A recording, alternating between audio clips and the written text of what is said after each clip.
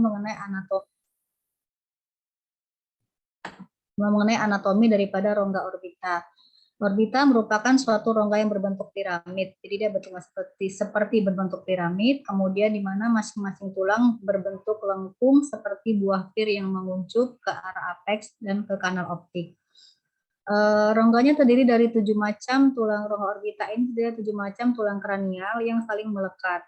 Di mana pada bagian atas itu adalah os frontalis dan os sphenoidalis, kemudian bagian medial os maxillaris, lacrimalis, os sphenoidalis, os ethmoidalis, dan lamina papyracea.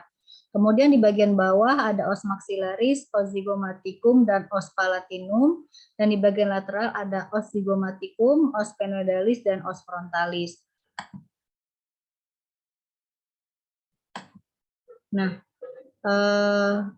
apa sih anatomi daripada orbita itu sendiri, fungsinya masing-masing. Jadi anatomi orbita itu terdiri dari beberapa bagian. Yang pertama tulang.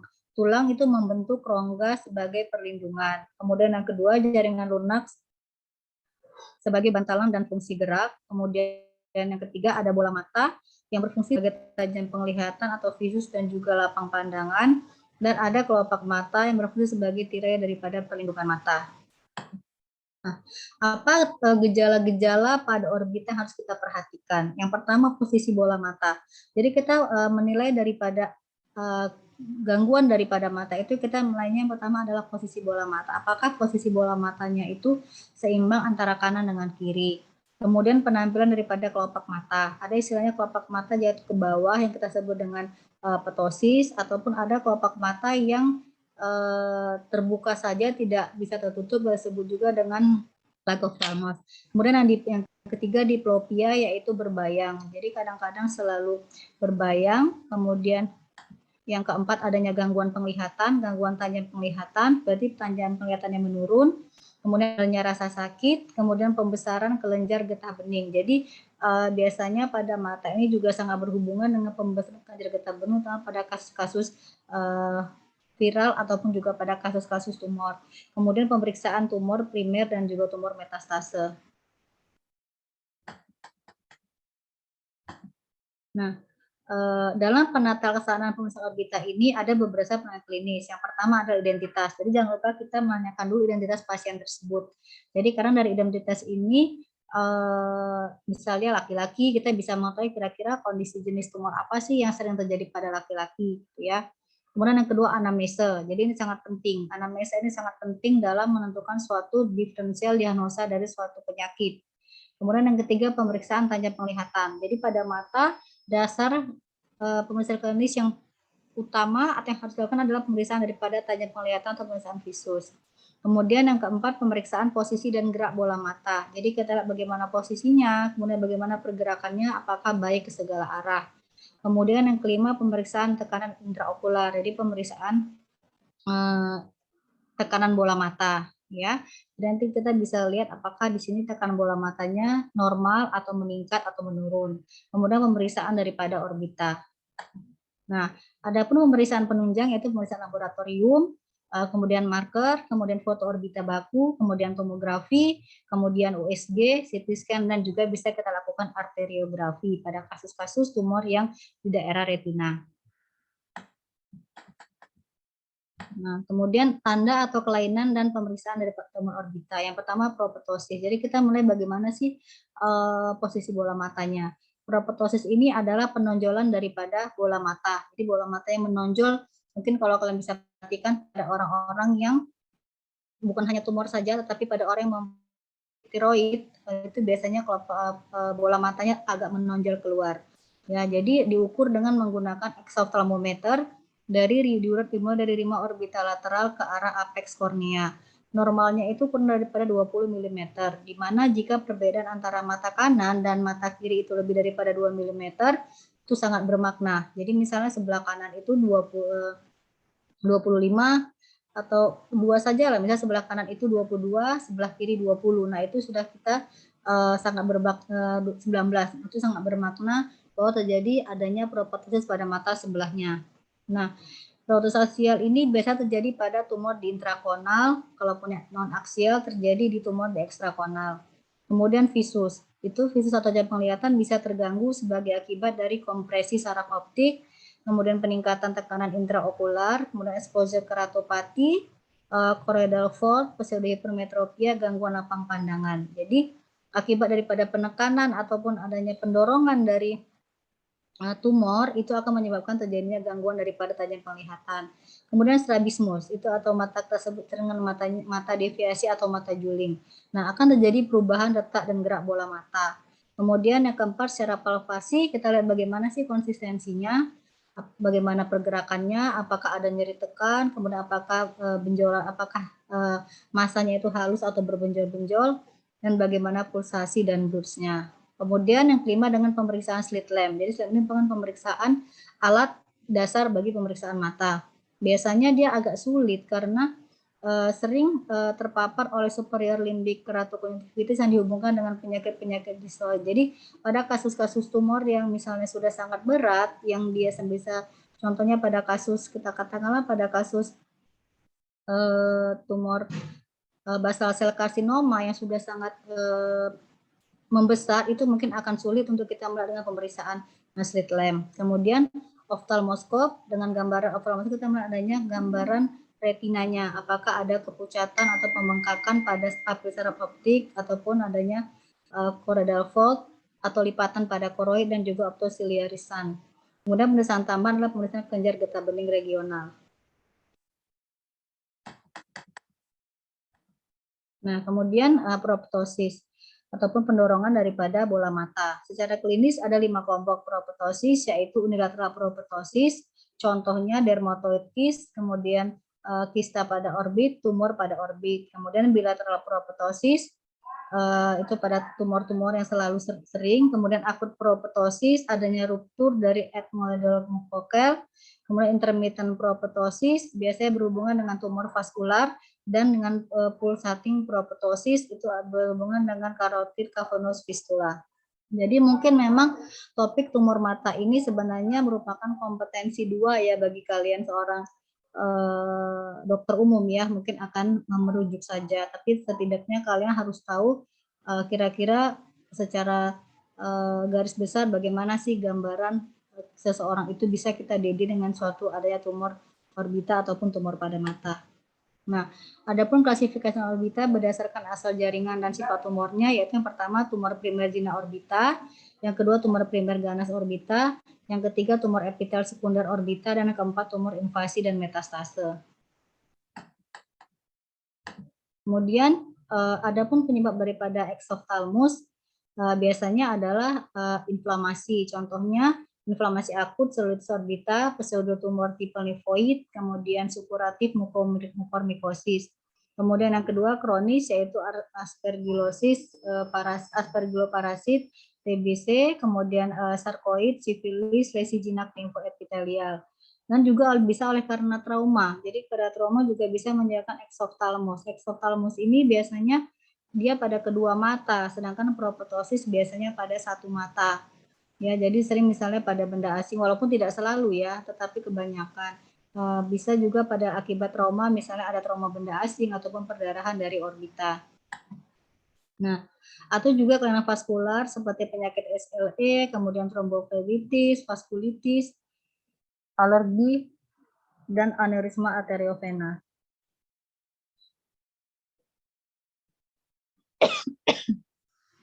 Kemudian penyakit sistemik seperti tiroid dan juga miastenia gravis.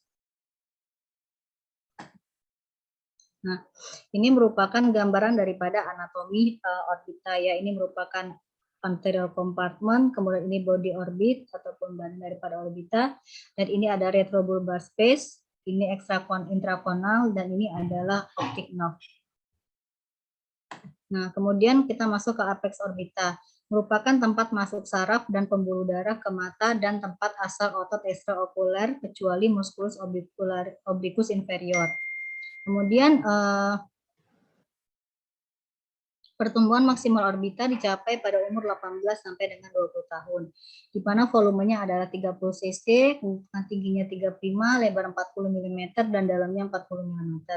Isinya adalah bulbus oculi, kemudian lemak, pembuluh darah, limfasia, serat kranial 3, 4, dan 6. Nah, untuk pemeriksaan yaitu yang pertama melalui pemeriksaan medis. Yang pertama kita tanya dulu riwayat penyakit. Apakah ada riwayat penyakit malformasi, arterial vena, kemudian penyakit infeksi dan penyakit tiroid. Kemudian pemeriksaan mata. Seperti tadi saya katakan ada pemeriksaan posisi bola mata yaitu dengan proptosis, kemudian apakah pergerakannya progresivitasnya cepat atau lambat dan berapa umur penderitanya. Kemudian tanya penglihatannya apakah bersamaan menurun atau perlahan-lahan, kemudian dengan proptosisnya. Kemudian periksa juga keadaan palpebranya, keadaan konjungtivanya, kornea, iris, pupil, pemeriksaan funduskopi, pergerakan daripada bola mata dan juga lapangan pandang serta pemeriksaan tekanan bola mata. Nah, kemudian pemeriksaan orbita yaitu pengukuran proptosis dengan menggunakan exophthalmometer Hertel, kemudian posisi proptosis apakah aksial atau non aksial, kemudian palpasi dinilai konsistensinya, bagaimana pergerakannya dan bagaimana nyeri tekannya, dan juga bentuk bagaimana gambarannya apakah halus atau berbentuk-bentuk dan juga permukaan tumornya serta bagaimana pulsasi dan bridge-nya. Nah, tadi untuk diagnosa penunjang sudah kita sampaikan juga ada foto orbita, tomografi, CT scan, USG, venografi, arteriografi dan juga radionuklir yang dilakukan atas indikasi. Kita juga lakukan pemeriksaan biopsi dengan bantuan patologi anatomi dan juga dengan pemeriksaan potong beku atau vein section dan juga dengan parafin. Nah, kita masuk ke tumor intraokular. Jadi dibagi atas tumor uvea, tumor retina, dan tumor retinal pigment epithelium. Tumor uvea itu contohnya iris melanoma, iris nevus, iris kistik, ciliary body melanoma, choroidal melanoma, choroidal nevus, choroidal hemangioma. Ya, jadi kita tahu uvea terbagi atas 3 yaitu iris, corpus ciliaris, dan choroid. Jadi gabungan daripada tumor-tumor yang ada di uvea. Kemudian tumor retina, contohnya yang paling sering adalah retinoblastoma, kemudian astrositoma, capillary hemangioma, dan cavernous hemangioma. Kemudian daripada retinal pigment epithelium, contohnya congenital hypertrophy RPE dan combined hamartoma RPE. Kemudian orbital tumor, dibagi atas vaskular, contohnya adalah capillary hemangioma, cavernous hemangioma, dan limfangioma. Kemudian yang kedua daerah lacrimal yaitu pleomorphic adenoma dan pleomorphic carcinoma. Kemudian yang di daerah neural optic nerve glioma yang paling sering juga optic nerve sheath meningioma dan juga neurofibroma. Sedangkan yang lain adalah limfoma, rhabdomyosarcoma dan juga tumor-tumor metastase.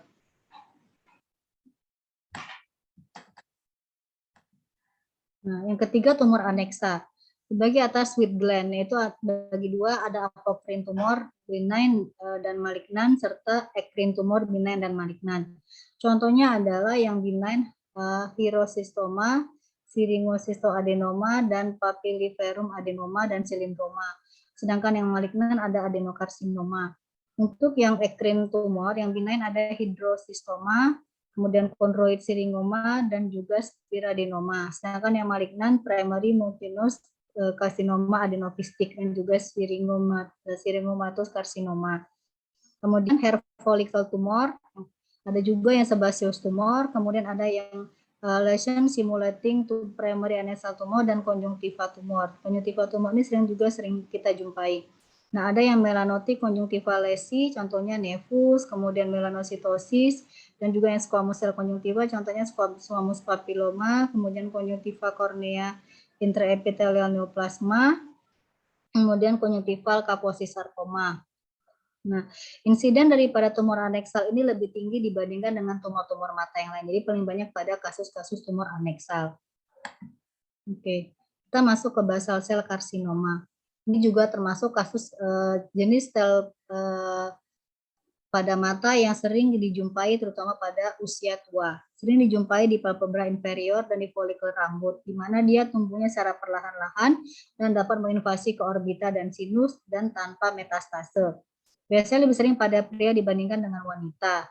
Umurnya sering pada dekade keempat, pernah juga dijumpai pada usia muda, tetapi lebih sering pada dekade keempat. Sedangkan etiologinya adalah paparan daripada sinar ultraviolet, kemudian yang kedua adanya trauma, yang ketiga luka bakar. Untuk gejala klinisnya adalah adanya papul-papul yang berbatas tegas sebagian translucent pada permukaannya. Kemudian dijumpai telangiectase, kawah ulcer di bagian tengah pada lesi yang lebih besar. Jadi dia seperti ada ulcerasi pada bagian lesinya. Nah, klinisnya atau histopatologisnya kita bedakan, secara histopatologis kita bedakan tipe nodular, tipe ulceratif, tipe multisentrik, tipe morphea atau sclerosing, dan juga tipe compound. Untuk penanganannya adalah eksisi, radiasi, dan kemoterapi. Jadi ini penanganan pada kasus-kasus basal cell karsinoma. Kemudian yang kedua yang juga sering adalah squamous cell karsinoma. Penyebabnya adalah long term exposure daripada cahaya sinar matahari, kemudian juga trauma, arsenik, dan juga chemical. Adapun resikonya adalah sering terjadi pada wanita. Kalau tadi pada basal cell lebih sering pada laki-laki, sedangkan squamous cell itu lebih sering pada wanita. Kemudian pada pekerja yang bekerja di luar rumah, contohnya nelayan yang sering terpapar dengan sinar matahari. Kemudian gejala klinisnya yaitu adanya painless tanpa ada rasa sakit tanpa ada rasa sakit pada hiperkeratotik lesi, jadi seperti berkeratin yang akan membesar sehingga membentuk ulcerasi. Pada kasus-kasus yang berat biasanya tumor tendensi ke menginvasi ke arah orbital nerves, jadi dia bersifat metastase ke kelenjar regional lymph node. Secara evaluasi akan kita melakukan inspeksi dan palpasi pada kelenjar limfadenopati. Untuk histopatologi kita lakukan dengan pemeriksaan eosinophilic cytoplasma dan juga intercellular bridge. Untuk treatmentnya adalah eksisi. Jadi biasanya eksisinya itu white eksisi. Kalau berbeda tadi dengan yang basal cell karsinoma. Kalau basal cell eksisi saja. Kalau untuk yang squamous cell white eksisi, jadi diambil dari bagian tumor itu diambil lagi 10 mm dilebarkan, sehingga kemungkinan rekurensi daripada tumor itu berkurang. Kemudian kemoterapi dan juga radioterapi apabila tindakan operasi tidak memungkinkan. Nah, ini merupakan gambaran daripada squamous cell karsinoma, dan ini setelah dilakukan enukleasi ya, atau sekalian pengangkatan daripada tumornya. Oke. Dan kita masuk ke kista dermoid. Kista dermoid ini merupakan tumor jinak kongenital. Bisa manifest pada usia 30-40 tahun. Biasa gambaran klinisnya adalah massa bulat atau oval yang terletak di bawah kulit, yaitu di daerah kantus eksternal. Konsistensinya kenyal, mudah digerakkan. Dinding kista terdiri dari dermis dan epidermis kulit sehingga ditemukan kelenjar sebasea. Jadi di antara dinding itu, di antara epidermis itu terlihat kelenjar sebasea, folikel rambut, lemak, otot, dan otot polos. Isinya adalah berupa cairan minyak kecoklatan dengan kristal kolesterol dan sering mengandung serat-serat rambut. Untuk pengobatan pada kista dermoid adalah dengan eksisi total. Kemudian tumor kista dengan tumor ya. Kemudian kalau kista itu seperti cairan. Tumor dermoid yaitu tumor jinak kongenital biasanya terjadi di daerah limbus, klinisnya massa menonjol, batas tegas, warna keputih-putihan, letaknya sebagian di kornea dan sebagian di sklera. Tumor terdiri dari jaringan ikat yang mengandung folikel-folikel rambut dan kelenjar sebasea. Kadang-kadang dijumpai jaringan saraf dan kelenjar keringat, juga jaringan tulang rawan. Untuk pengobatannya adalah eksisi dan keratoplasti lamelar. Nah, ini merupakan tumor epidermoid, ada tumor dermoid ya. Jadi ini gambaran daripada tumor dermoid yang tumbuh di kornea dari mata pasien. Kemudian santalasma adalah suatu massa kekuning-kuningan sedikit lebih tinggi dari permukaan kulit, lokasinya sering di kantus medialis. Penyebabnya adalah karena degenerasi lemak sel-sel jaringan ikat lapisan dermis disertai dengan pengendapan pigmen xanthochrome. Pengobatannya adalah eksisi. Jadi pada kasus santalasma kita menggunakan eksisi. Jadi biasanya itu sering pada wanita yang adanya massa kekuning-kuningan di permukaan kulit di daerah kantus medialis. Kemudian papiloma. Papiloma sering pada anak-anak. Jadi sering ditemukan di margo palpebra dan limbus. Klinisnya tampak massa tumor seperti bunga kol dan biasanya bertangkai. Jadi khasnya papiloma adalah bertangkai. Tumor ini bisa tumbuh besar sehingga seperti menyerupai keganasan. Bertendensi untuk rekurensi. Yang diduga ada kaitannya dengan infeksi virus. Pengobatannya adalah eksisi total. Nah, ini papiloma ya. Oke, jadi kita angkat saja untuk papilomanya. Ini setelah dilakukan eksisi. Oke, kemudian retinoblastoma. Merupakan tumor ganas intraokular yang sering pada anak-anak, di mana frekuensinya diperkirakan 1 dalam 14.000 sampai dengan 40.000 kelahiran. Ditemukan bilateral pada 30 sampai dengan 35% kasus. Sering pada usia 18 bulan dan 90% diagnosa pada usia 3 tahun. Jadi RB ini sering pada usia 1 tahun ke atas, ya, sampai 5 tahun biasanya. Bersifat herediter, kemudian autosomal dominan, 94% sporadis, 25% merupakan mutasi genetik, sedangkan dengan mutasi somatik.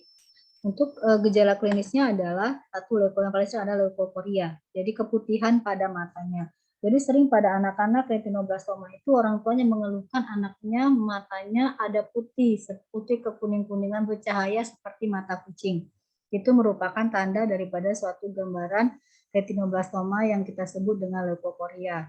Kemudian strabismus. Jadi juga sering pada anak-anak RB ini akan mengalami strabismus ataupun deviasi daripada matanya. Kemudian gangguan penglihatan sekitar 5%, kemudian radang orbita dan adanya proptosis 2%, kemudian mata merah, nyeri karena glaukoma sekunder. Jadi salah satu komplikasi daripada RB adalah glaukoma sekunder sekitar 2%, kemudian dilatasi pupil unilateral, terjadi dilatasi pada pupilnya, terjadi hifema itu sekitar 0,5%, kemudian tidak tercatat ada 2%. Untuk pengobatannya adalah enukleasi, radiasi dan juga eksenterasi dan juga kemoterapi. Jadi biasanya pada kasus-kasus tumor yang masih intraokular kita langsung lakukan enukleasi, baru kita lakukan radioterapi ataupun kemoterapi. Tetapi pada kasus-kasus yang sudah ekstraokular, maka kita lakukan tindakan kemoterapi dulu, baru kita lakukan tindakan. Setelah tumor yang mengecil, kita lakukan dengan tindakan enukleasi. Kemudian hemangioma. Tumor vaskular merupakan tumor jinak primer, dibagi dua kelompok hemangioma kapiler. Timbul bulan pertama setelah lahir, letaknya di orbital di bagian anterior. Terlihat nodul merah yang makin membesar. Bila tumor letak di belakang akan timbul eksoftalmo. Jadi kalau letak tumor di daerah belakang akan terjadi eksoftalmo ataupun pendorongan daripada bola mata. Kulit handasnya adalah terlihat strawberry birthmark. Jadi kulit perbannya seperti kulit strawberry ya, disebut dengan strawberry birthmark. Pengobatan diberikan bila ditemukan disfungsi daripada mata ataupun deformitas yang berat. Biasa pengobatan kita berikan adalah steroid sistemik. Dia sering pada anak-anak untuk hemangioma kapiler. Ini dia. Ya, jadi ini gambarannya seperti strawberry birthmark. Oke. Kemudian hemangioma cavernosa merupakan tumor jinak orbital yang paling sering terjadi pada orang dewasa. Secara klinis terlihat eksoftalmos yang progresif lambat mulai pada usia 20 sampai dengan 40 tahun. Kemudian tumor ini jarang mengalami involusi spontan. Untuk diagnosa ditegakkan dengan USG dan juga CT scan, pengobatannya adalah eksisi. Kemudian kita masuk ke neurofibroma. Terdiri daripada sel-sel squam yang berproliferasi diffuse dalam selubung saraf. Umumnya ditemukan pada penyakit von Recklinghausen. Dijumpai destruksi tulang bila mengenai tulang pemisah dengan rongga kranium akan menyebabkan pulsasi intrakranial yang dapat terlihat pada mata. Jadi ada pulsasi intrakranial pada mata. Pulsasi ini sesuai dengan denyut nadi tapi tidak disertai dengan berut. Pengobatannya adalah dilakukan eksisi tumor dilanjutkan dengan rekonstruksi. Umumnya tumor akan kambuh secara lambat. Ini untuk gambaran daripada neurofibroma. Ya. Oke, kemudian rhabdomyosarcoma. Ini juga sering pada anak ya. Salah satu tumor ganas primer pada orbita yang paling sering ditemukan pada anak-anak berasal dari otot-otot ekstraokular ataupun otot kelopak mata. Didiagnosa dengan USG dan juga dengan pemeriksaan penunjangnya adalah CT scan. Kemudian diagnosa pasti biopsi, untuk terapinya adalah kemoterapi. Jadi pada kasus rhabdo kita tidak melakukan tindakan eksisi, tetapi kita lakukan tindakan kemoterapi. Nih, dia sering pada anak-anak yang sudah lebih gede ya, pada usia 7 sampai 15 tahun sering terjadi kasus-kasus rhabdomyosarcoma. Oke, kemudian pseudotumor atau disebut dengan granuloma kronik. Sebenarnya tidak termasuk dalam tumor orbita, tetapi perlu diungkapkan karena memberi gambaran yang sama, yaitu ada gambaran exophthalmos. Secara klinis, penderita dengan pseudotumor sering mengeluh nyeri daerah orbita, gerakan mata terbatas, exophthalmos dengan visus yang menurun, diplopia, dan kemosis. Pengobatannya dengan kortikosteroid sistemik dosis tinggi atau dengan radiasi dosis rendah. Jadi pada kasus pseudotumor biasanya kita coba dulu dengan pemberian kortikosteroid dosis tinggi. Ya, jika gagal, maka kita lakukan dengan radioterapi dengan dosis rendah. Kemudian lacrima gland tumor ini juga termasuk salah satu jenis daripada tumor yang sering dijumpai di mata. Klinisnya tampak massa di superotemporal palpebra, bisa displacement orbita ke inferior dan medial, dan bentuk daripada protosisnya adalah non aksial. Kalau dia benign, jenisnya disebut dengan pleomorphic adenoma, sedangkan yang ganas disebut dengan karsinoma adenoid kistik, kemudian adenokarsinoma dan juga mukoepidermoid. 50% bersifat inflamasi dan proliferasi limfoid. Terapinya adalah dengan reseksi dan juga eksentrasi. Jadi dilakukan dengan reseksi daripada tumornya dan juga dengan eksentrasi. Nah, ini dia. Jadi di daerah superotemporal, massa di daerah superotemporal, sehingga kelopak matanya, bola matanya sehingga mengarah ke arah inferior. Kemudian meningioma. Meningioma ini sering pada wanita usia produktif, ya. Jadi biasanya pada dewasa 35 tahun, lebih sering pada wanita. Biasanya painless, nah kemudian visual loss unilateral, jadi hanya satu mata saja sering terjadi gangguan penglihatan. Biasanya dijumpai ipsilateral aksial proptosis, jadi jenis aksial. Kemudian pada pemeriksaan tes buta warna dia abnormal, kemudian tumbuhnya lambat dan invasif lokal. Penurunan visus sebelum timbulnya proptosis. Jadi terjadi dulu penurunan daripada tajam penglihatan, baru kemudian timbul proptosis. Kelainan fundusnya adalah papil udema. Gambaran fundus yang dijumpai adalah papil udema, kemudian akan menjadi setelah 2-3 akan menjadi papilatropi atau optikatropi, dan juga gambar daripada optociliarisan. Untuk penata laksanaannya adalah konservatif ataupun lateral orbitotomi, dan juga bisa kita lakukan dengan eksentrasi. Ini gambaran daripada meningioma. Jadi lebih sering pada wanita, ya, pada kasus-kasus meningioma. Oke, mungkin ini mengenai gambaran daripada tumor-tumor orbita. Mungkin ada yang mau ditanyakan dari kalian? Mungkin agak bingung ya, Dek, karena ini merupakan kasus ya tumor pada mata, yang mana mungkin untuk kompetensi dokter umum hanya untuk mengenal saja, tidak untuk melakukan tata laksana. Jadi tetap akan dilakukan refer ke dokter spesialis mata. Jadi kalian paling tidak tahulah kira-kira jenis tumor-tumor apa yang sering dijumpai. Jadi pada anak-anak yang paling sering adalah retinoblastoma dijumpai, ataupun yang setelah itu adalah rhabdomyosarcoma. Sedangkan pada orang tua yang sering kita jumpai adalah basal cell karsinoma dan squamous cell karsinoma, di mana pada basal cell itu lebih sering pada laki-laki, sedangkan pada squamous cell lebih sering, kata kuncinya ya, lebih sering pada wanita. Kemudian kalau penyebabnya sama-sama oleh karena terpapar sinar matahari, kemudian pada basal cell tidak bersifat metastase, sedangkan pada squamous cell dia mengalami metastase ke kelenjar getah bening. Kemudian pada wanita muda atau wanita usia produktif itu yang sering dijumpai adalah meningioma. Ya, itu salah satu yang mungkin sering dijumpai pada kasus-kasus tumor mata. Jadi yang sering adalah di antara jenis-jenis tumor adalah tumor ateksa yang paling sering kita jumpai pada tumor mata. Oke.